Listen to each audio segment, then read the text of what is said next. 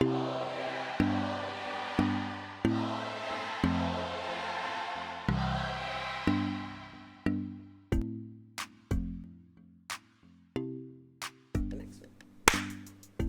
and welcome to Lifting You Higher podcast. I'm Brenda and this is Jessica. And we are so glad that you've taken time out of your day to listen to our podcast. We hope that it lifts you up, as our name says, because there are so many things in the world today that are trying to bring us down. Yes. And of course, our focus is always on Jesus Christ. And so today we have an interesting topic. And Jessica, take it away. What is our topic? Somebody actually suggested this topic this podcast topic, so thank you to them. Shout out to them. So we are going to talk about how to resolve conflict in the Christian setting, in a church, not necessarily a church building setting, but in our ecclesia, if you will. That's right.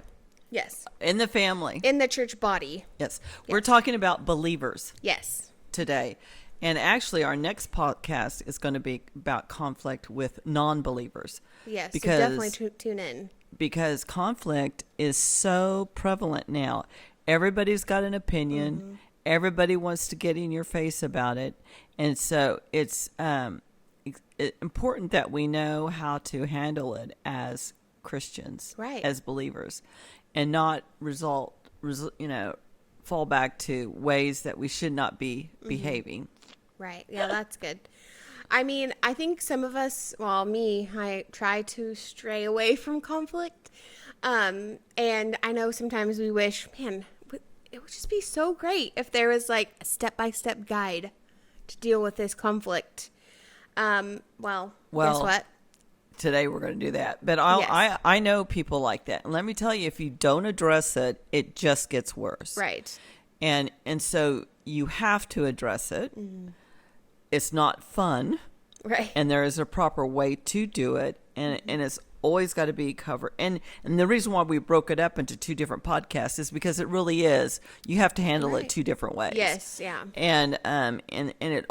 always need to just bathe it in grace and mercy and the love of God, because Jesus will guide you. So yes. Okay, now I'll shut up. Okay. You're fine. But Jesus gives us a step-by-step with how to deal with conflict. It is very clear. And we're going to break that down to help us deal with church body conflict. Okay, so this is in Matthew 18, verse 15 to 20. I'm reading from the CSB version. It says, "If your brother sins against you, go tell him his fault, between you and him alone. If he listens to you, you have won your brother. But if he won't listen, take one or two others with you, so that by the testimony of 2 or 3 witnesses, every fact may be established. If he doesn't pay attention to them, tell the church. If he doesn't pay attention even to the church, let him be like a Gentile and a tax collector to you. Truly I tell you, whatever you bind on earth will be bound in heaven, and whatever you loose on earth will be loosed in heaven. Again, truly I tell you, if two of you on earth agree about any matter that you pray for, it will be done for you by my Father in heaven. For where 2 or 3 are gathered together in my name, I am there among them." So we're going to break this down because I feel like this verse gets thrown out of context a lot.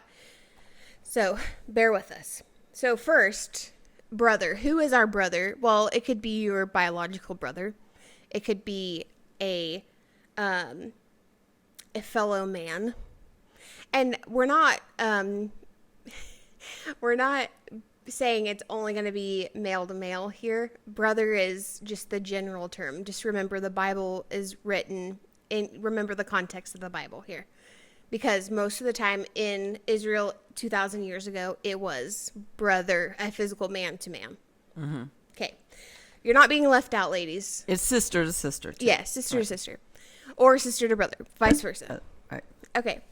So, what are our steps that we have to take?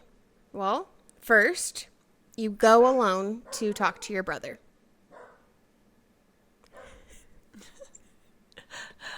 That's so funny.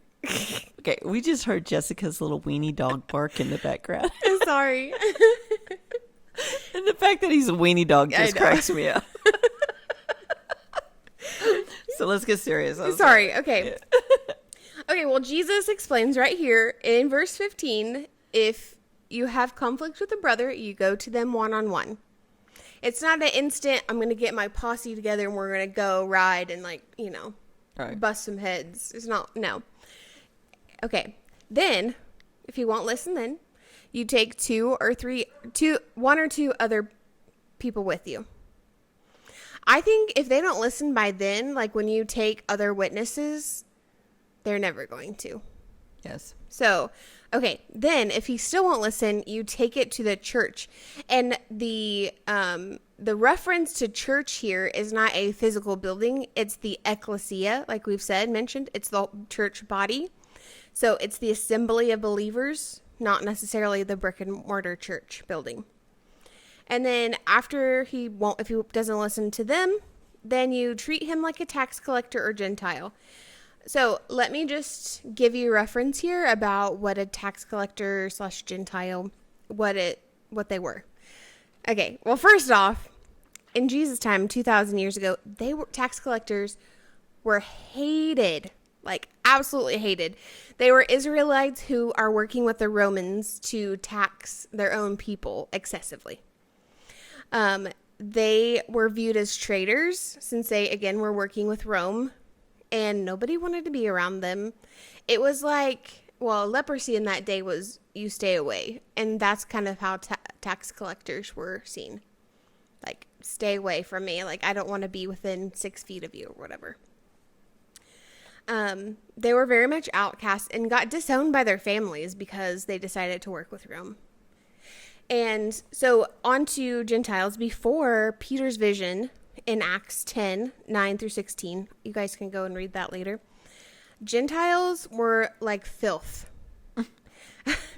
They were considered... That would be us. Yes. Yeah, we are Gentiles.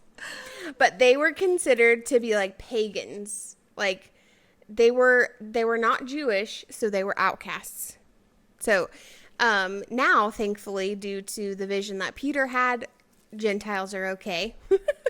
Well, and Thankfully. most of them were pagans. I mean, because they were not Jewish believers. They believed in the Greek gods or whatever, the Roman gods or whatever. And so, we were pagans back then. Okay.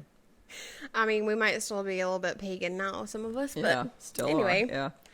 Yeah. Okay, so Jesus continues in verse 18. We're still in Matthew 18. Truly I tell you, whatever you bind on earth will be bound in heaven. Whatever you loose on earth will have been loosed in heaven. Again, truly I tell you, if 2 of you on earth agree about any matter that you pray for, it will be done for you by my Father in heaven. For where 2 or 3 are gathered together in my name, I am there among them. Okay, this is the portion of this scripture where we get in trouble. Where we, as my husband calls it, because he likes to use these terms, but eisegesis. So I personally am taking what I want and believe about Jesus out of the verse, not exegesis, what it actually is, right? Mm-hmm. Because we think, there's 2 of us together in this room. Okay, Jesus is here. No, I hate to tell you, but Jesus is with you as long as you have him in your heart. You could be all by yourself and he's there. This was meant for encouragement. Because, I mean, I don't know about you guys, but for me, at almost every women's event, and even from the pulpit, they use it as an encouragement of, we can do this, Jesus is with us, but he's here because all of you are here. And that's just really taking it out of context. Excellent. Yeah. I mean, Jesus says here that when we have conflict and we kick our brother out eventually, if he doesn't, Right. then that will be done in heaven. The same will be done. So when we're treating that person like a tax collector Gentile, which I pray that never happens, like that we finally get to our senses of, oh, wow, I really did hurt that person, or wow, I really was jealous of that person. Let's, fix the issue here. But, I mean, what is done on earth in this instance will be done in heaven. Right. And I just want to encourage you, because this has kind of been my pet peeve recently, because everybody is saying this out of context. this is not Jesus saying, again, where two or more are gathered, he'll be there. Jesus is saying this as when we are in conflict and we go together unified, he will be with us. Like, he will help us through the conflict. So as long as we have Jesus again, he is with us. So. And I think also, there was a time where when you say that Jesus will go with you when you confront the person, because it's very scary when you have to go to someone and say, I have to confront you because what you've done is wrong. Right. And there are 2 times in my life where I've had to experience that. And so I know that when we have to confront someone in this situation where they've done something wrong, either to you or to the body, and that it needs to be addressed, it's a scary thing. And so we know that Jesus says he goes with us, because we just read that in the verse 18, that he will go with us. We are not alone. Right. And so, and I have an experience of that. I have 2, but the one that's kind of on my heart right now that I'm thinking about happened many years ago, and I'll change the names and the circumstances to try to not reveal, all the details, because there's no need for me to do that. But many years ago in our church, we had a raffle, and the rules of the raffle is that you could fill out as many tickets for it, but you had to be there that Sunday when they pulled the ticket out to win the prize, right? And so I knew this one member of our church had put down her husband's name. She had done a ticket for herself. She'd done a ticket for her husband. Oh, no, not for herself. She'd done a ticket for her husband. And so when the raffle was pulled, she happened to be sitting with her friend whose son was there. But her husband was not. And so when the ticket was pulled, her husband's name was called. Wow. And so instead of sending her husband down to get the gift because he was not there, her and her friend conspired and sent her son down to get the gift. Oh my goodness. And I knew what her husband looked like, and I knew what had transpired, but the leadership had not. And so afterwards, I felt sick to my stomach, because I felt like I needed to tell that something unethical had occurred in the church.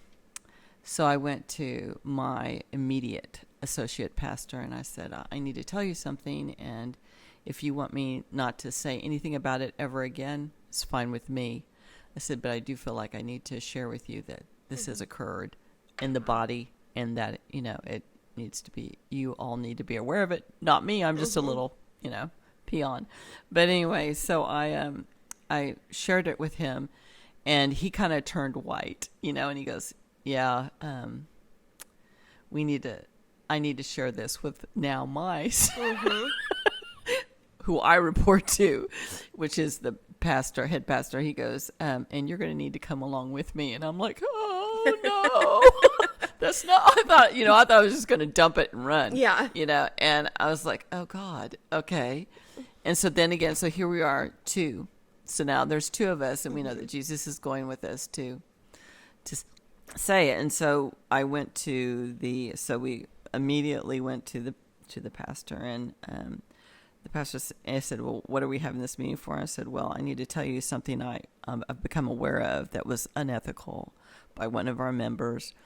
I said, do you want to know about it or do you not? And she goes, well, if I said I don't want to know about it, will you walk out of the room and never tell me? And I said, yes. As far as I'm concerned, my lips are sealed and I'll never discuss it again. Wow. And I said, and she goes, and she said, no, I need to know about it, because if it was inside the church, yes. If it was outside the church, I would not. But, this has happened in our church. And so I proceeded to tell her, what occurred, and that, they had schemed to win this prize. And they were like, and so I told her what happened, and she goes, okay, thank you very much. So then I was excused to leave. And I was so glad. Get me out of here. Because I was like, I'm just a private. I want out of the general room. Yeah. I want nothing more to do with this. And, but it was something that I remember it was something that I had to do because there was other people, other church members that were in the room, Right. in the sanctuary. It even happened in the sanctuary. That's what was really even crushing. It wasn't like a after party, at the church. It was like, a celebration kind of thing where they had big gifts to give away. And I'm sure she just got overwhelmed with wanting that gift really bad. It was a nice gift. Well, sure. And so, like I said, they just made a quick, they didn't probably think about it. They just made a quick scheme to get it. And then this is what happened. So, as it turned out, they never actually even were able to approach her about it because she left the church after that. And I always felt like that was God. That was Jesus coming in and taking care of it. Yeah. That they didn't have to confront her because she then went on to another church.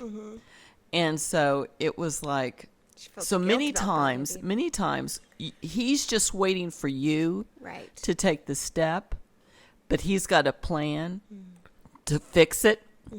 And you are just the one that has to bring it. You're the one that has to bring it to light to say, okay, God, I'm going to walk in and I'm going to, and it was done in order. Good. And so just know that that's what it means, is that Jesus is going with you. Yes, that's good. And I've also used that scripture wrong.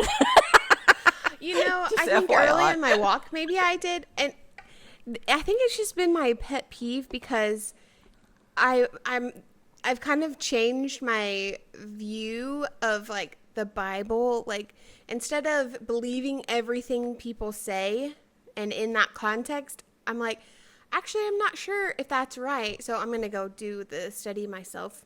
And I've done like contextual study on this passage, and I think we've talked about context here on the podcast of how to do that. You read the verses before and after and the full chapter and the chapters before.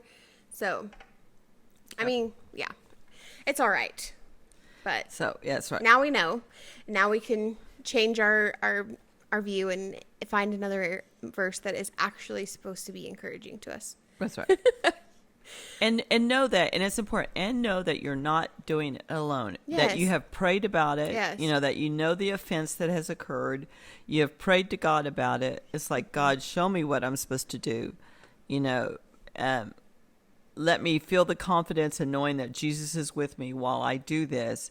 It's not something that you did on the fly or you did in anger, the moment of anger, because maybe you might be angry about it because of what occurred was unjust, unethical, unprofessional, unloving. And so there might be some anger, because of whatever occurred was so unjust.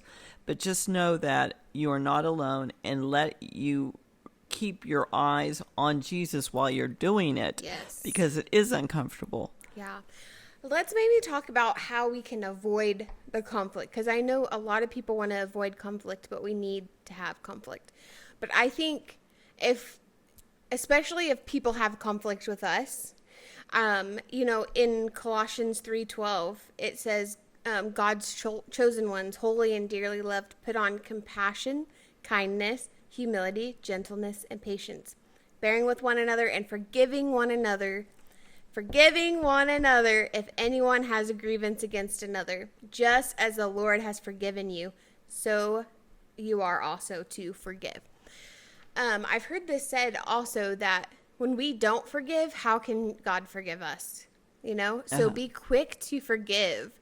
And you had sent me the video about there was this elderly woman on the bus, and she got hit with another person's bags as they sat down next to her. And the person was like, why didn't you say anything about me hitting you with your bags?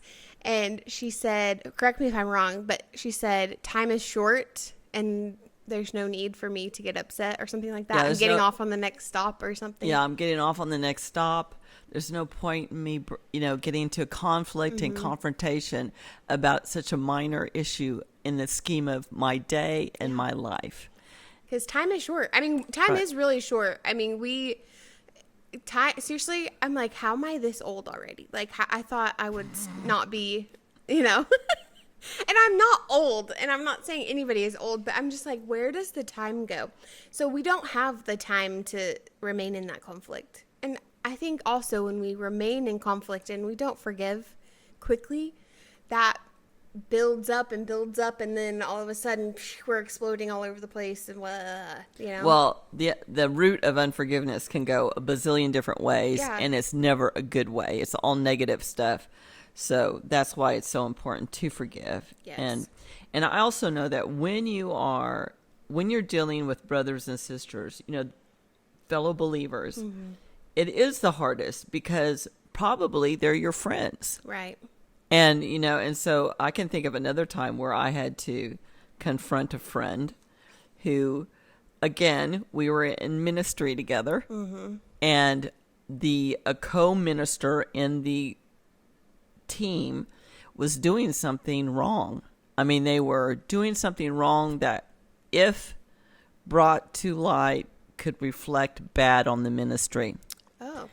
And on 2 occasions, I had to muster up I'd like, oh God, I've got to bring this to her attention because I know she's not aware of it, that this person is saying these things that are not appropriate. And could ruin the ministry, could bring a bad reputation to the ministry. And so I went to the person in charge and I said, I sound like I'm the biggest tattleteller on the planet. But again, I think it's also because God knew I would do it. Right.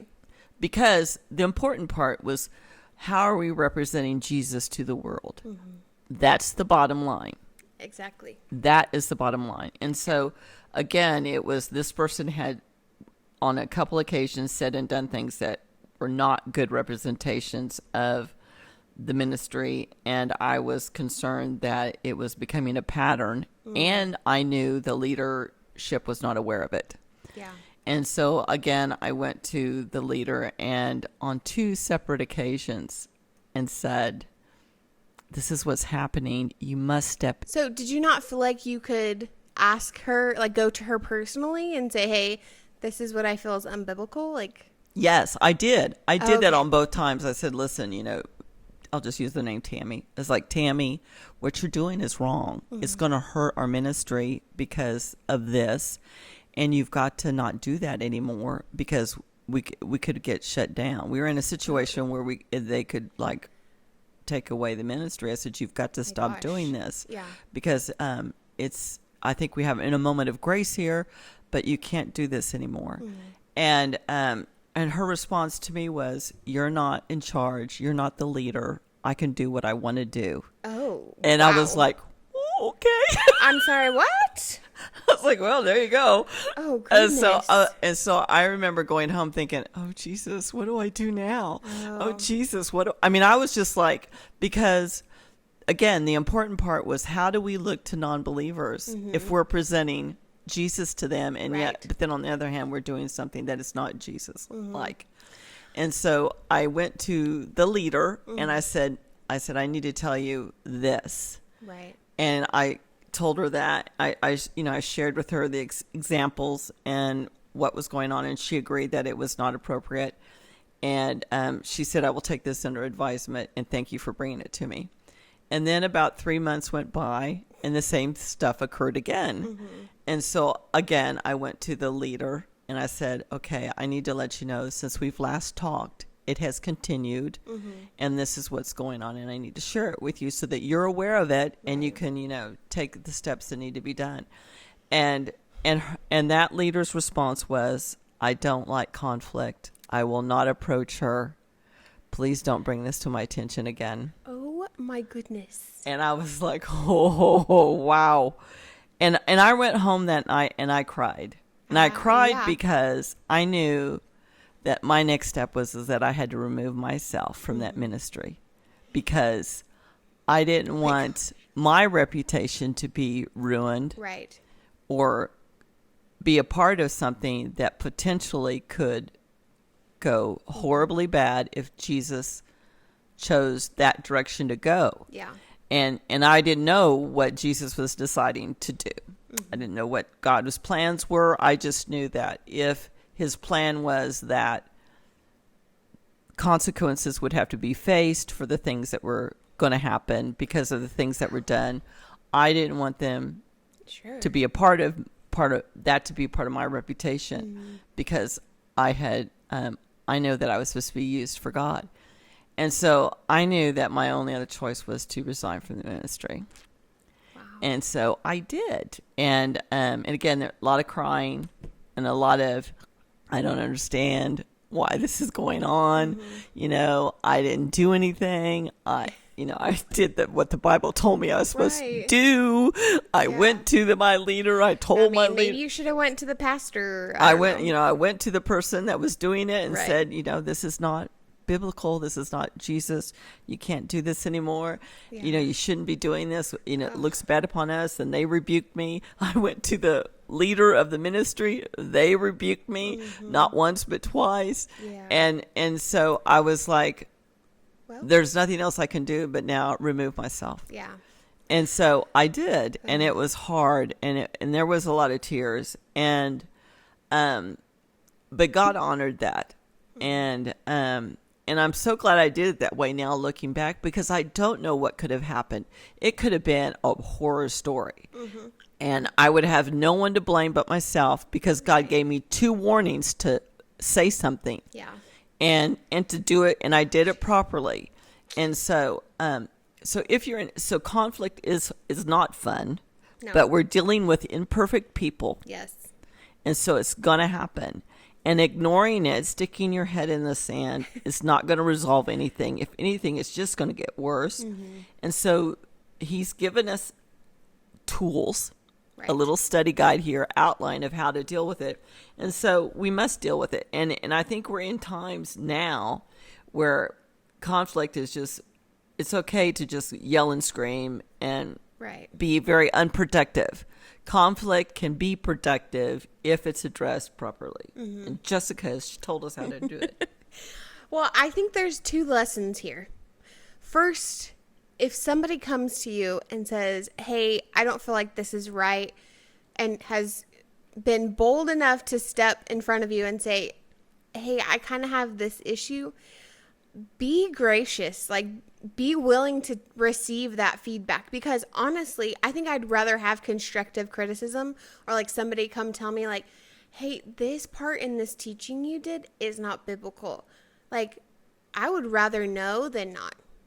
And I think also, Or you're breaking the rules. right, or breaking the rules or whatever. So be bold in confronting one another out of love. And then I think secondly is, be gracious, be forgiving, and, and understand that when people come to us and talk about conflict, and it's hard for them, and it's hard for us too. Like, I get that. So I think if we do as Colossians 3 says, we forgive easily and we give grace upon grace, then I think it'll all work out. Well, and I think when you're in the process of the actual confrontation, kindness Yes. and gentleness and politeness is so important in the way you phrase your words, and not like, you're doing this and you're Right. going to ruin the ministry and you're going to bring it down. And, that's accusation, never really, accusatory is never really productive. It's simply like, we can't do this, because if we do this, then this could happen or this could happen. So we cannot say these types of things, if you present it that way. And so I think it's also the way, and if you need to practice it, write it down, like have a little script so that you're saying it in a way that is not attacking and but is full of kindness and mercy, but still nailing the point down that Yes. this has the conflict and it can't go further than we must stop is very important. Yes, I agree. Well, thank you guys so much for listening today. We would be honored if you would be willing to share our video if you're watching our video, or share our podcast on all of the amazing podcast platforms you're listening to us on. That would be amazing. We are trying to get to 1,000 downloads this year, and it would just make our heart sing if you would to share it for us. But as always, remember that you are so loved. You are beautiful inside and out. You have a purpose, and God has a plan for your life. You're needed and wanted, and we just pray a blessing over each of you. Stay safe, and we will see you next time. Yes.